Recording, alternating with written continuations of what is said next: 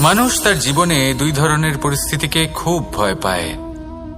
এক, কোনো কারণবশত কারোর সামনে নত হওয়া।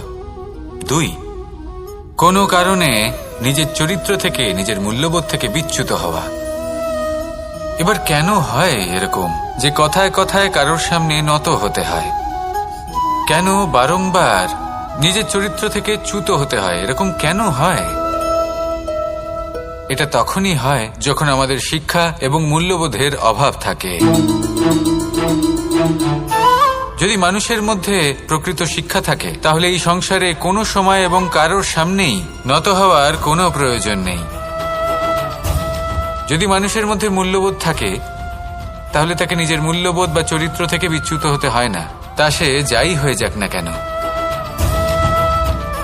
কোনো বালককে যদি জন্ম থেকেই সুশিক্ষার অধিকারী করা হয়, শিক্ষিত করা হয়, মূল্যবোধের অধিকারী করা হয়, তবে সে এই সংসারে এমন কর্ম করবে যাতে সে নিজেকে, নিজের পরিবারকে, সমগ্র সমাজকে গর্বিত করতে পারে।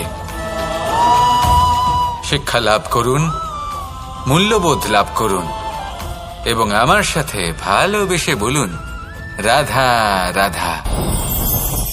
এই সংসারে কোনো বস্তু হোক বা ব্যক্তি হোক, তার একার গুরুত্ব কিন্তু খুব বেশি নয়। একটা উদাহরণ হিসেবে বৃষ্টির ফোঁটাকে ভেবে দেখুন। যদি একটি বৃষ্টির ফোঁটা হয় তাহলে তার খুব বেশি গুরুত্ব থাকে না, কিন্তু যখন সহস্র বৃষ্টির ফোঁটা মেঘের মধ্যে দিয়ে ঝরে পড়ে, তখন সেটা বর্ষার রূপ ধারণ করে। সেই বর্ষা যা এই প্রকৃতিকে শান্ত করে।